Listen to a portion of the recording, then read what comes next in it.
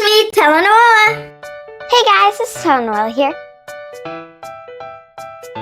And today we're going to be reading A Voice in the Storm by Karl James Mountford. So let's get reading.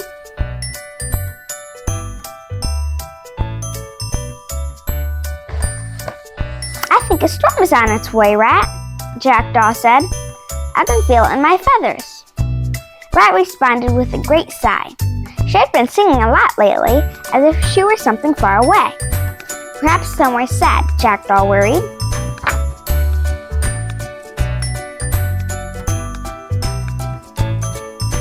Rat, said Jackdaw, if you ever want to talk, I'll listen.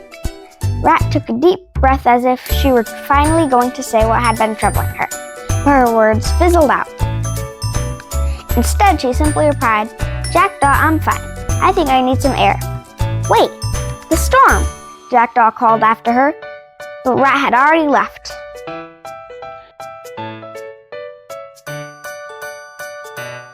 The humidity was stifling as the rain began to fall.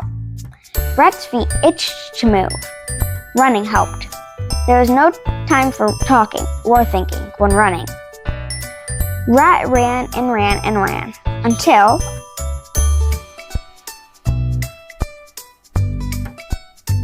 she found herself knocked back by a spiky rock. It was in fact her friend Hedgehog.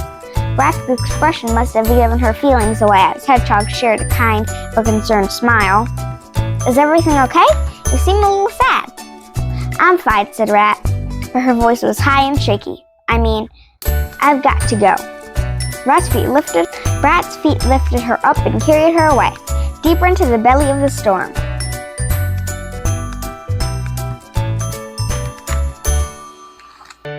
The storm was growling wild and untamed.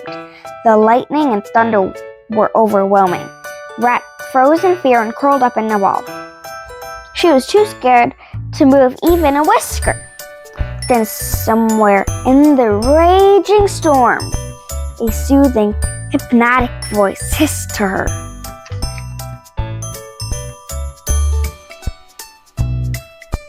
Sssss, little rat, this is not a safe place to shelter. Climb into my mouth, I'll keep you safe from the storm. Weary and confused, Rat thought about stepping toward the snake's open jaws.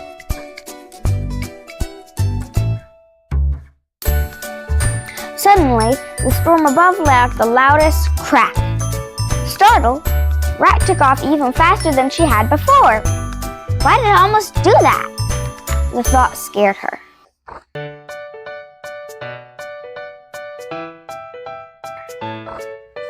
Rat could hardly see with all the rain, but she ran to the raging storm. She didn't notice the very large and hairy boulder in her path.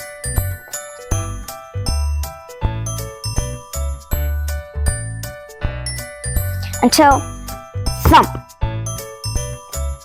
It was no boulder, but a great big bear.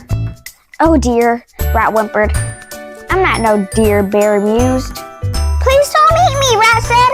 I'm too tired to run anymore.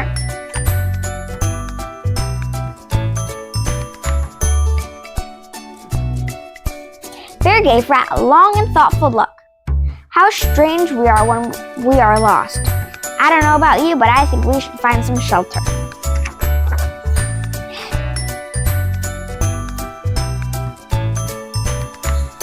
This is a good spot as any to wait out the storm, remarked Bear. And it's time to free its voice. But storms are just noise. They don't have a voice, said Rat confused. Aren't all voices just noise until someone listens? Bear quipped. Rat tried listening to the storm above. It was just noise until it wasn't.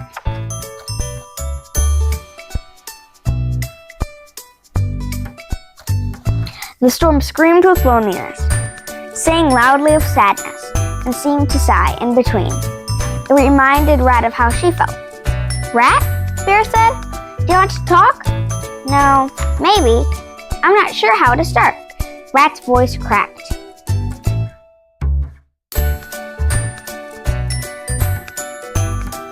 Just make a noise. Bear said before roaring into the storm above. You try. Be a voice in the storm, Bear smiled. Rat felt silly at first, but the two animals growled and roared into the storm above, joining its chorus. Strangely enough, it really helped.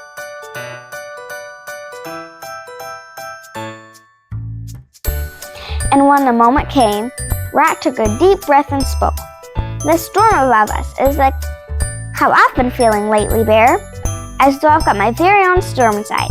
Some days I'm so tired that all I can do is sleep. I care about everything all at once, and yet I don't feel anything at the same time. If I could just get the storm inside me to be quiet for a little while, I might remember how to not feel like this anymore.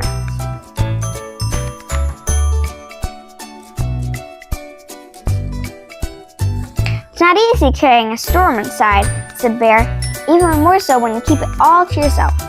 Look, the storm seems to be getting quieter now.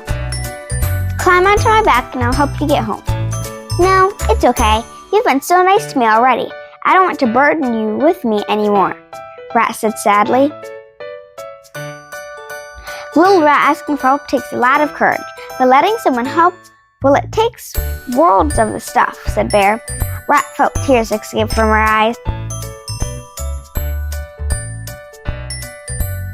Crying is a wonderful way to soothe ourselves when we've been dealing with something too big, too much, or for too long, Bear said.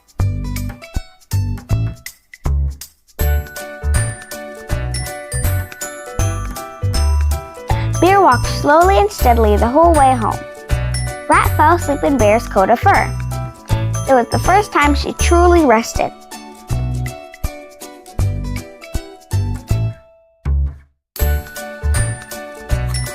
I think we're here, Little Rat, announced Bear. Rat perked up and stood still. Little Rat, what's holding you back? Asked Bear. I haven't been a good friend lately. It's hard to find the right words to tell Jackdaw how I'm feeling. I worry they will fall out all at once. It makes no sense, said Rat. Then let them, Bear replied. Those who care will always want to listen.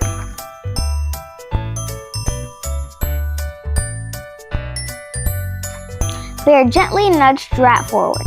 Rat looked back. Bear knew the expression on Rat's face.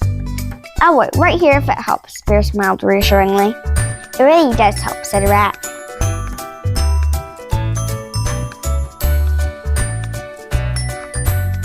Rat took a deep breath, calming, brave breath. Jackdaw, can we talk?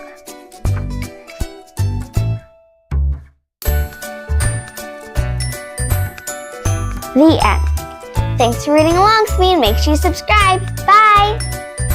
It's me, Tela Noella.